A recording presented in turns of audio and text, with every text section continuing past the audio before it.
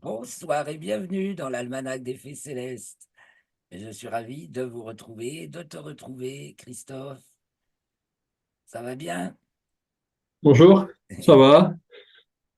Donc, nous allons présenter ensemble le bulletin astronomique pour la période du 2 au 8 avril 2024, la quatrième phase de la troisième lune d'hiver nord, été, sud, et donc la fin de la dernière lunaison de printemps, puisqu'elle s'achève par la nouvelle lune du 8 avril, qui est l'occasion d'une fameuse éclipse de soleil, fameuse parce qu'elle traverse les États-Unis, et enfin elle traverse l'Amérique du Nord, hein, du Mexique, de la côte pacifique du Mexique à la côte est du Canada. Ça finit sur Terre-Neuve, Terre-Neuve étant la dernière terre touchée par l'éclipse, et ça s'achève au milieu de l'Atlantique. Donc nous, on ne pourra rien voir. Elle commence après le coucher du soleil. On n'a rien à voir chez nous, mais aux États-Unis, ils s'y apprêtent avec une grande, euh, beaucoup d'émotions, dirait-on, hein, et d'émotions, de précautions. Et je ne sais pas, ça fait couler de l'encre, évidemment, une éclipse sur les États-Unis. Il y en avait eu une autre qui avait été aussi totale en 2017, aussi sur les États-Unis, mais qui traversait dans l'autre sens, ça forme un X. Alors, il y en a qui projettent des tas de trucs. Ah, Regardez ça, pour l'instant, d'un point de vue astronomique, ça hum, et hum. le reste. On reparlera bien sûr de l'éclipse dans les commentaires astrologiques. Là, bien sûr, on fait le bulletin astronomique. Donc, qu'allons-nous voir au cours de cette quatrième phase de la lunaison? Donc, la Lune est décroissante, elle est en croissant de plus en plus fin.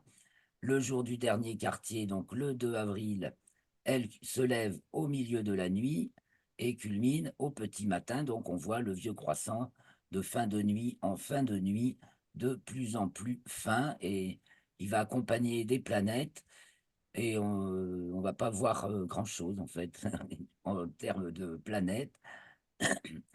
Et nous arrivons donc à la nouvelle lune, le 8, où la lune se lève culmine et se couche en même temps que le soleil. Un petit je partage vite fait, enfin, pas plus que nécessaire, ni moins, le, l'affiche résumée des événements. C'est ici. Donc, du dernier quartier, le 2 avril à 5h14, 3h14 en temps universel, parce que nous sommes passés à l'heure d'été, n'est-ce pas? Dans la nuit du 30 au 31 mars. À la nouvelle lune, le 8 avril à 20h20, il sera à notre montre 18h20 en temps universel. Donc, le jour du dernier quartier, le 2 avril, c'est le jour où Mercure devient rétrograde. Mercure est stationnaire à l'est du Soleil et devient rétrograde jusqu'au 25 avril. Elle est actuellement dans le 27e degré du signe du Bélier. Elle revient jusqu'au 16e degré. Elle reste donc dans le signe du Bélier et devant la constellation des Poissons pour faire sa rétrogradation. Donc actuellement, elle est dans le ciel du matin. On a pu la voir, si on a eu un peu de chance quand même, euh, dans la dernière quinzaine de mars, là, jusqu'à O2, elle est à peu près visible, mais maintenant, elle se rapproche très vite du Soleil, et en plus, son éclat décroît assez considérablement. En fait, elle n'est plus visible cette semaine, Mercure. Voilà. Donc, le dernier quartier, c'est à 5h14. La Lune est dans le signe du Capricorne, 13e degré du signe du Capricorne, et le Soleil du Bélier devant la constellation du Sagittaire, la Lune, et des Poissons, le Soleil. À 8h35, ce jour de dernier quartier, Mercure atteint sa déclinaison maximale, 13 degrés au nord du plan de l'équateur, et la Lune, ce même jour, à 10h06, atteint sa latitude minimale, donc là en dessous du plan de l'écliptique, toujours 5 degrés 17 minutes. Et puis, encore ce jour du 2 avril, Pluton entre en héliocentrique définitivement, enfin une bonne fois pour toutes et une seule, dans le signe du Verseau, puisque en géocentrique, elle s'y prend sur 3 ans en fait, hein. Elle fait un avancée en Verseau, elle revient en Capricorne en 2023, sa première avancée l'année dernière, 3 semaines au printemps. Cette année, elle est déjà entrée dans le signe du Verseau en géocentrique, elle y reste jusqu'au mois de août, je crois. Après, elle reviendra en Capricorne jusqu'en décembre. Et puis après, en 2025, à partir de décembre, elle sera définitivement dans le signe du Verseau. Je parle de Pluton, hein, la planète naine Pluton. 136, je sais plus, son numéro à 6 chiffres de planète naine. Bon, toujours mardi 2 avril, Mercure atteint aussi sa latitude maximale, oui, et de sa déclinaison maximale à 8h35 et sa latitude maximale à 23h39. Donc, latitude, c'est par rapport au plan de l'écliptique. Donc, en géocentrique, c'est variable et 3 degrés, 17 minutes au-dessus du plan de l'écliptique. Donc, tout ça le fait dans le 28e degré du signe du Bélier, dans lequel donc elle entame sa rétrogradation. Tiens, je dois avoir un petit bug parce que 27e, quand elle commence à rétrograder, peut pas être dans le 28e. Ou alors, c'est là que c'est 28, en fait. Bon. Elle est à 28 degrés Bélier, hein, Mercure. Voilà. Et nous arrivons à mercredi 3 avril. La Lune entre dans le signe du Verseau et donc conjointe à Pluton à 14h22. Ce même jour, nous avons Vénus qui est conjointe à Neptune. Alors Vénus qui n'est déjà pratiquement plus visible dans le ciel du matin malgré son très vif éclat. Maintenant, elle se lève de plus en plus de, de plus en plus tôt par rapport ou de plus en plus tard avant le lever du soleil. Donc une demi-heure là seulement à la fin de la semaine dans un ciel très clair. Quant à Neptune, bah, évidemment, on ne la voit pas. Mais elles sont toutes les deux dans le ciel du matin. Elles se lèvent un tout petit peu avant le soleil. Mercredi 3, toujours la Lune qui était hors limite zodiacale sud, donc en dessous de, de la déclinaison maximale qu'atteint le Soleil au mois de décembre, donc 23 degrés en dessous du plan de l'équateur sud. La Lune avait atteint 28. Elle rentre, elle remonte donc en déclinaison et rentre dans les limites zodiacales.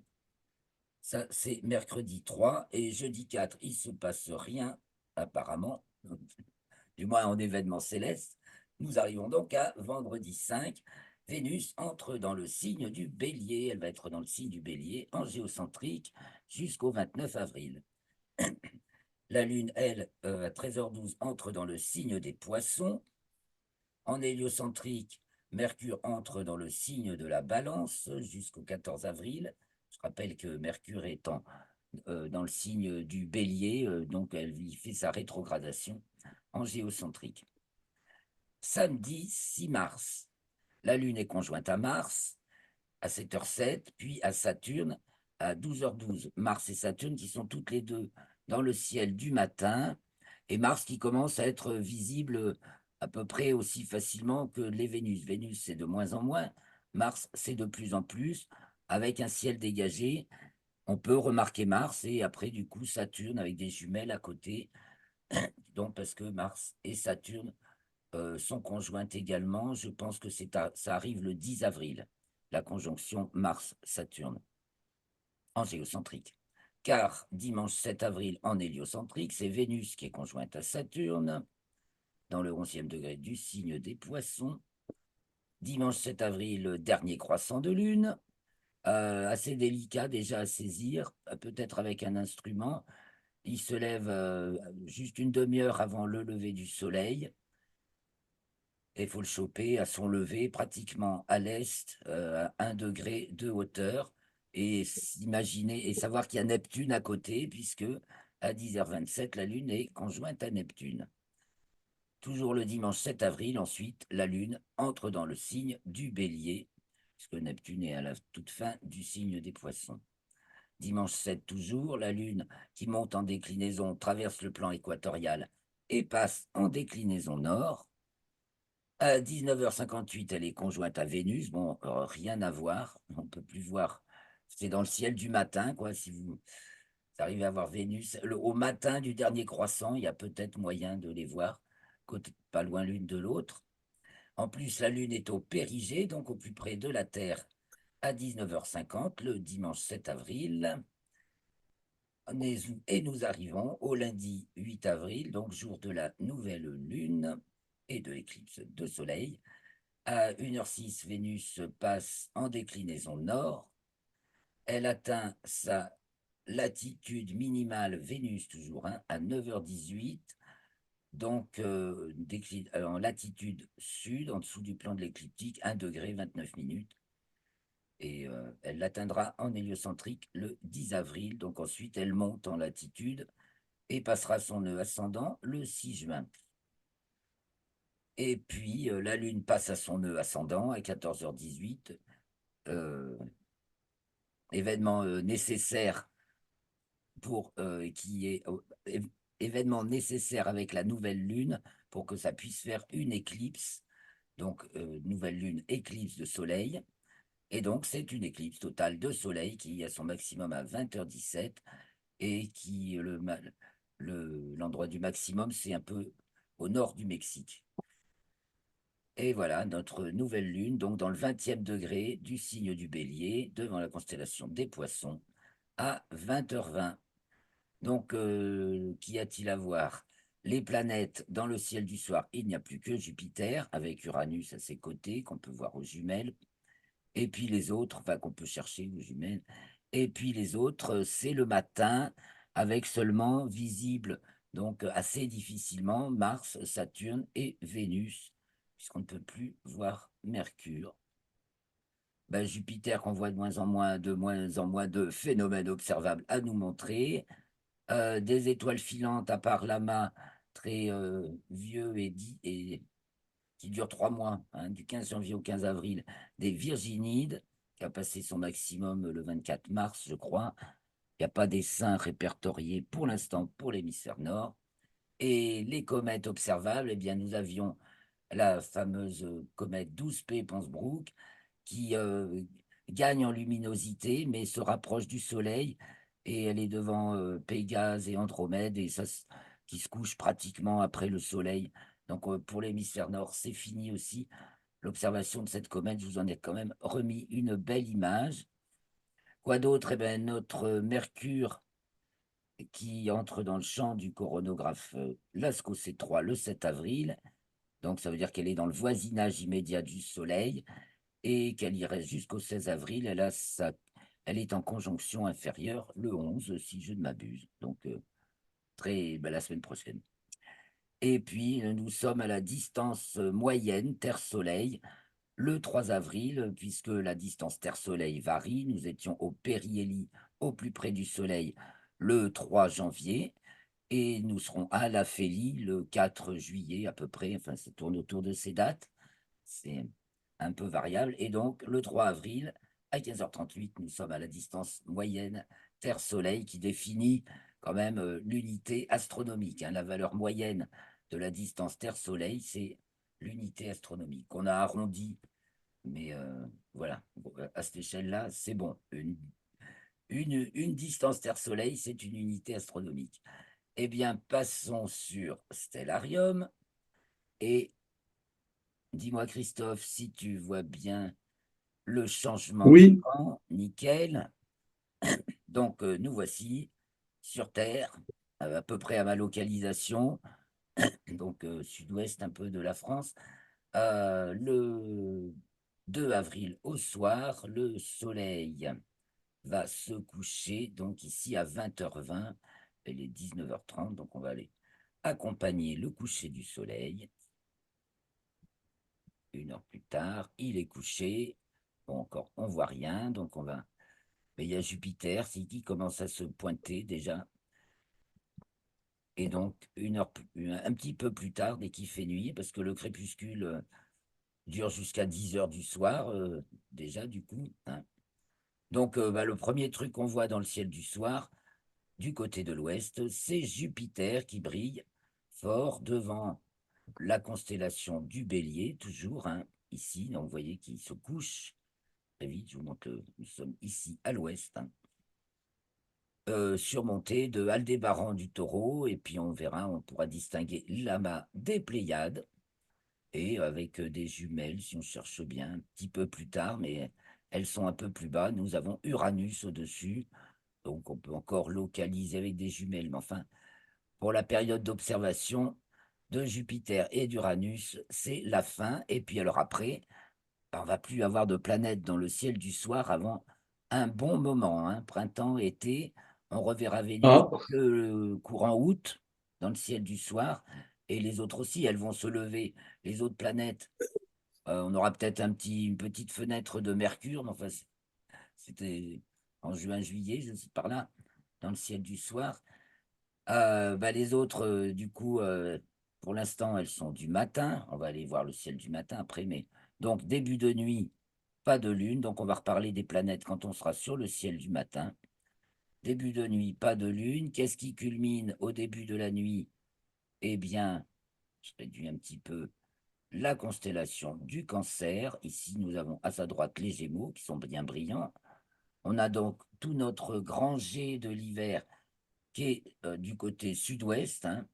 Donc les trois mages d'Orion ici, Rigel d'Orion, Sirius du grand chien, Procyon du petit chien, Pollux et Castor des Gémeaux, un peu plus haut, Capella du cocher, Aldébaran du taureau et Bételgeuse, voilà, pour dessiner notre G avec ces étoiles les plus brillantes du ciel. Donc en début de nuit, bah, très vite, je prends une heure de plus, qu'il fasse bien nuit. Et on a la constellation de la poupe de l'hémisphère sud qui passe un petit peu, qui montre un peu le bout de son nez, façon de parler. Ces petites constellations de l'hémisphère sud, voilà ce qu'elles arrivent à faire dans notre ciel à nous, du nord. Donc ici, l'hydre femelle, et puis le lion, voilà ce qu'on remarquera un petit peu à gauche du sud, donc encore sud-sud-est, le lion avec son étoile Régulus, qui est bien brillante, le lion en forme de fer à repasser. Donc une heure plus tard, 22h10 à peu près, voilà, le lion arrive à sa culmination. Et je regarde. Ah, Didier. Bon, je prends Didier au téléphone parce qu'il appelle pour la, pour cette rencontre. Allô, Didier? Ah, tu viens, bah, on est en plein enregistrement, alors reste avec nous si tu veux. Et puis si tu as un truc à dire, bah, tant mieux, tu le dis, on verra. Bon, bah, je salue tout le monde de la part de Didier, donc, qui nous suit au téléphone. Et on en était au ciel de début de nuit pour cette période. Donc là, on est encore sur le 2 avril, il n'y a pas de lune en début de nuit. Donc c'est bien. Donc le lion s'élève et Régulus culmine à 23h14. Du côté de l'Est, en début de nuit, donc se lève Arcturus du Bouvier, très brillante, donc on ne peut pas la manquer, rougeoyante. Et puis on voit le chariot de la Grande Ourse, qui, dans les trois étoiles de la queue, se trouve enfin, Arcturus se trouve dans le prolongement des trois étoiles de la queue de la Grande Ourse. Et la Vierge qui se lève, et à gauche, se regarde vers l'Est, Hercule. Donc, un petit coup d'œil au nord, un petit coup d'œil au nord au début de la nuit. Je mets la grille zénitale comme ça. On voit le zénith ici, donc le sommet du ciel. Au début de la nuit, donc la Grande Ourse qui est pratiquement tout en haut, et elle plane sur le dos. Si on regarde à gauche, on voit briller Capella au nord-ouest, en fait, encore assez haut. Au, au plus bas, pratiquement, on a Cassiopée et Céphée enfin, qui flottent au-dessus de l'horizon nord. Et puis à droite, on voit se relever le dragon et la petite ours. Voilà, donc au début de la nuit, nous allons donc nous rendre maintenant au milieu de la nuit, vers 2 heures du matin, donc, puisque nous sommes à l'heure d'été maintenant, nous avons 2 heures d'avance sur le soleil, mais l'équation de temps va vers son minimum, donc le midi vrai a lieu de plus en plus tôt par rapport au midi moyen, ce qui fait que c'est vers 1h53 le midi vrai, enfin minuit vrai, pour notre méridien, hein.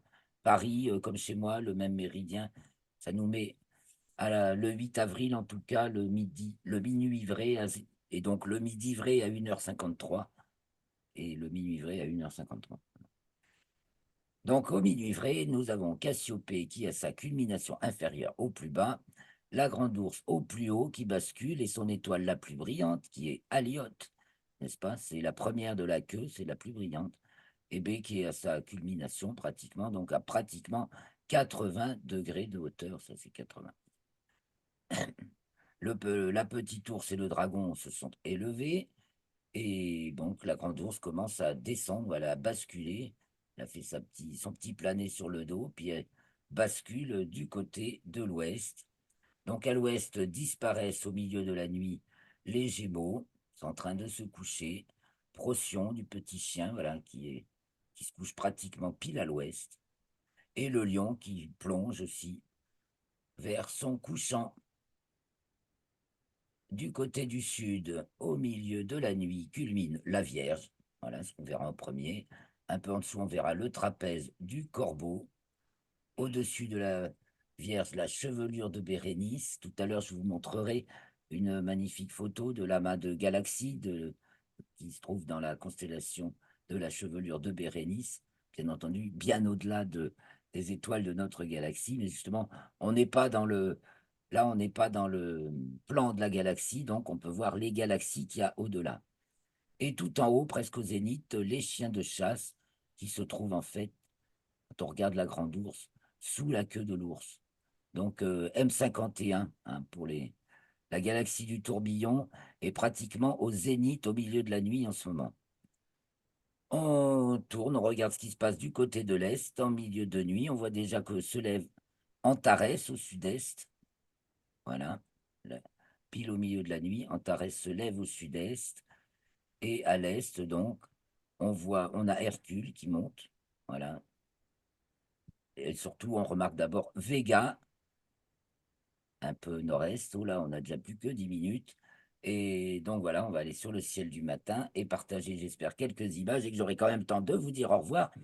De vous remercier de suivre cette vidéo jusqu'au bout, de mettre un pouce, de vous abonner. Enfin, tout ça, c'est super sympa. D'écrire vos commentaires.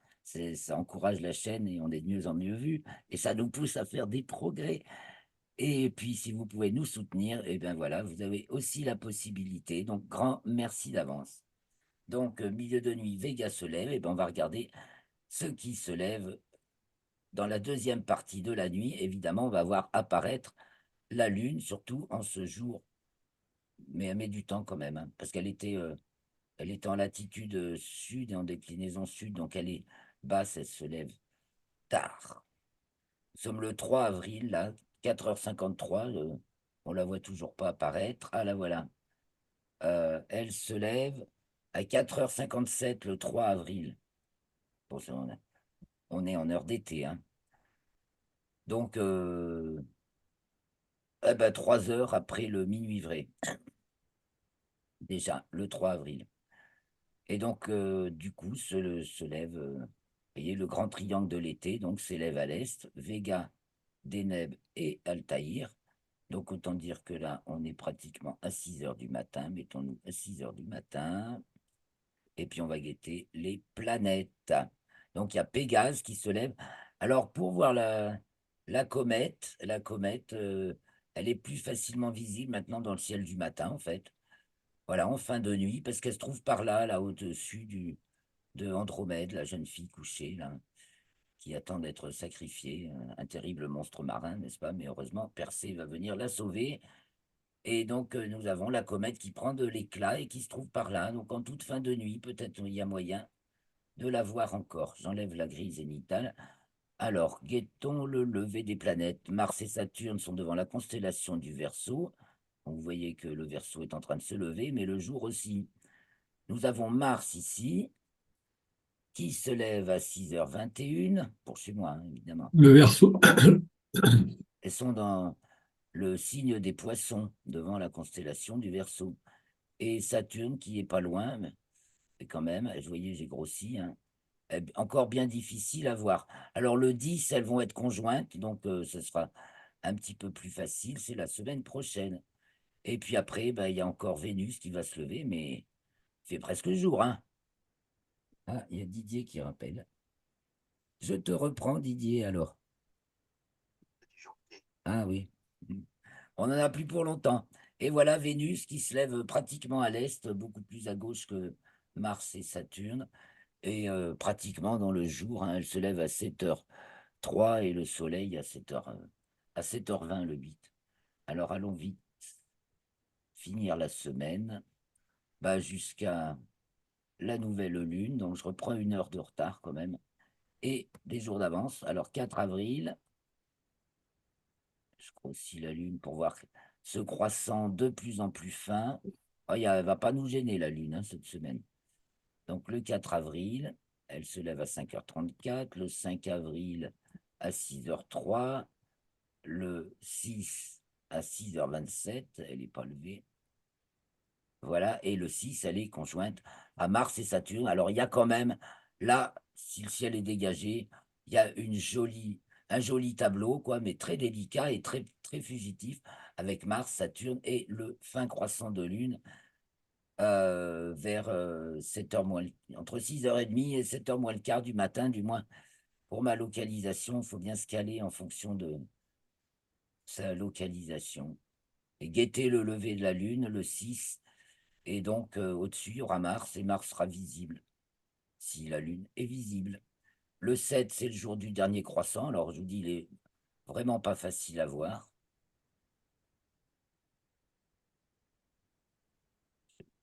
Aussi. Voilà, enfin un croissant de 3%, mais très proche, très peu de temps avant le lever du soleil. Et du coup, voilà, encore un tableau hyper délicat. Peut-être encore Vénus visible sur sa gauche qui se lève un tout petit peu après. Et donc, nous arrivons au 8, et le 8, il n'y a pas de lune, hein, puisque c'est la nouvelle lune. Alors sautons sur les images pour aller voir la nouvelle lune et l'éclipse de soleil. Alors d'abord, cette éclipse de soleil. Donc ici, c'est tout le parcours, toute la zone concernée par l'éclipse sur cette image. Et alors, je vais partager aussi par l'écran. Voilà, parce que ici, on l'a en direct. Ça va toujours, Christophe? Tu vois l'image? Oui, Ouais. oui, oui, ça, oui, oui. Et donc là, on peut grossièrement Ouais. mieux voir son parcours. Vous voyez, donc l'éclipse commence au milieu du Pacifique. Donc ceux-là, ils l'ont au coucher du soleil. Non, au lever, pardon. Au lever du soleil, ils ont l'éclipse. Elle touche. Ah non, je suis grosse. Non, c'est pas là. Ah oui, il faut que je fasse circonstance générale. Et on va pouvoir zoomer, voir un petit peu le parcours de cette éclipse.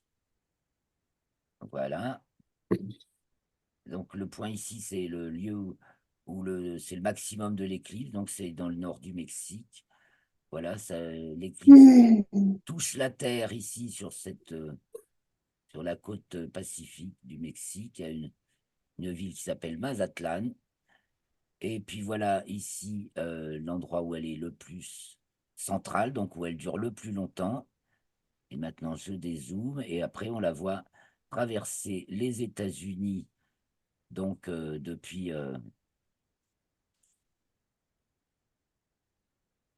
voilà, on voyait le tracé à travers les États-Unis. Et donc, il y a un endroit où elle va croiser le parcours de cette éclipse, croise le parcours de l'éclipse de 2017, de juillet 2017. Si Didier n'y était pas allé, il devait y aller. Et elle s'achève, enfin, elle se poursuit sur le Canada, Montréal. Montréal, la partie sud de Montréal à l'éclipse totale, la partie nord ne l'a que partielle. Elle est totale sur Sherbrooke, au Québec aussi. Et elle s'achève au niveau des terres sur Terre-Neuve.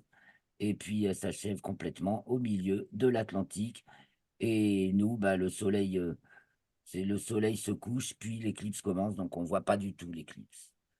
Me reste-t-il un peu de temps pour vous partager les autres images? Donc, c'est là les images. Alors, les autres images. Une photo, voilà, couronne solaire lors de l'éclipse de soleil de, je ne sais- de, il y a- de 2023. Ah, c'est marqué là, je vois rien. Avril 2023, voilà, c'était les belle image de la couronne solaire, le disque du soleil étant masqué par la Lune. Les tâches solaires actuellement, donc là, cette semaine, apparemment, un creux dans l'activité solaire. Vous savez, il y a eu une très forte intensité il y a une dizaine de jours ou une quinzaine. Là, ça décroît, mais ça fait tout le temps comme ça. On va voir si le maximum est atteint ou pas encore. La chaîne des Apennins sur la Lune, on est sur la Lune, là, le 18 mars, donc avant la pleine Lune, donc au lever du Soleil, le Soleil venant de l'Est. On voit les ombres. Maintenant, cette semaine, le Soleil se couche sur la chaîne des Apennins. Si vous regardez, vous aurez les ombres dans l'autre sens. On s'arrêtera, ça va peut-être couper sur les images, mais on coupera comme ça sur les images. La comète Ponsbrook, hein, le 28 mars. Donc, si on la cherche, effectivement, il vaut mieux la chercher plus le matin. Un photographe d'Indonésie qui a réussi dans un ciel d'Indonésie qui n'est pas le même que le nôtre, elles sont plus hautes. Mars et Vénus, donc Mars en haut et Vénus dans le ciel du matin aussi, bien sûr, mais beaucoup plus au sud. Donc les planètes, l'écliptique est plus redressée, les planètes sont plus hautes et puis sont plus au sud. Le parcours de Mars devant les constellations de 25 février au 30 octobre. Donc actuellement, Mars est là, devant la constellation du Verseau. Voilà, avec Saturne. Ouais, on va se faire ciao ciao bientôt. Une photo de NGC 604, donc dans la galaxie du Triangle observée par James Webb. C'est une région de naissance d'étoiles, je ne sais plus combien de fois, de centaines de fois plus puissante que celle de Orion dans notre galaxie, relativement proche. Mais c'est le même principe, mais en beaucoup plus gigantesque encore. Il y aura tous les détails dans l'article. Donc, si j'ai pas le temps de tout dire, vous retrouvez tout dans l'article. Et je vois qu'il y a de plus en plus de lecteurs. Ça fait